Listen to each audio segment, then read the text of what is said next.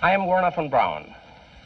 This motion picture was produced to enable you to experience more personally and vividly the most dramatic events of the Apollo 11 story.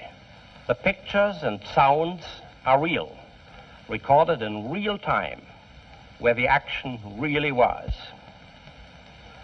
So, come with us. We are going to the moon. 6, 5, 4, 3, 2, 1, 0. Ignition sequence start. We choose to go to the moon. We choose to go to the moon in this decade and do the other things, not because they are easy, but because they are hard. I think it means that the job of landing something on the moon where there's no atmosphere and using a rocket to slow it up and having the equipment still work is a very difficult job. We've been brought in here by Stanley Kubrick to more or less ensure the scientific integrity of the film, to make sure that it's very, very close in reality, but still we want to make certain that it has a base of reality. Before the end of the 60s, we will see a man to the moon, an American, and we're very proud that our country continues to produce these young men who go so far and carry with them so much. To put people on the moon and with enough fuel to enable them to return safely home to Earth requires a still larger and more powerful rocket, however. It's going to take some time, and I think we have to recognize it. They secured these large boosters, which have led to their being first in Sputnik and led to their first putting their man in space. We are, I hope, going to be able to carry out our efforts with due regard to the problem of the life of the man involved this year. But we are behind. However, let us imagine for a moment that the many problems have been solved. We are ready to begin our first voyage to the moon. It is quite possible that an aggressor nation that dominates space will then dominate the world. We're in the final assembly building of the LEM. Stanley Kubrick and I have set ourselves several objectives. We hope to convey to the public the wonder and beauty and promise of the new age of exploration which is opening up before the human race. Arthur, here we are on the LEM ship, and one can almost imagine we're on our way to the moon, or we've arrived at the moon, as a matter of fact. Can you believe it? Can you realize that we, that you and I, that all of us, have actually begun the exploration of another world? We have taken the first historic step into our solar system.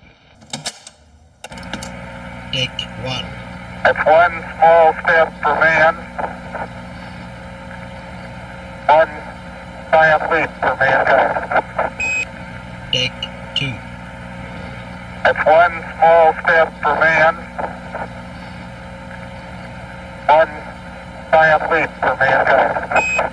We, the crew of Apollo 11, are privileged to represent the United States in our first attempt to take man to another heavenly body.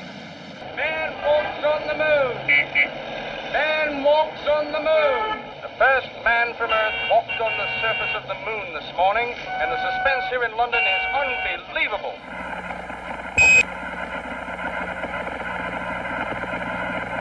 Hello, Apollo 11, Houston. Okay, Neil, we can see you coming down the ladder now. Neil, we can see you coming. I'm going to step off the LEM now. Neil and Buzz, the President of the United States is in his office now and would like to say a few words to you. Over. That would be an honor. Go ahead, Mr. President. This is Houston out. Hello, Neil and Buzz. I'm talking to you by telephone from the Oval Room at the White House. And this certainly has to be the most historic telephone call ever made in the whole history of man. All the people on this earth are truly one. One in their pride in what you have done. And one in our prayers that you will return safely to Earth.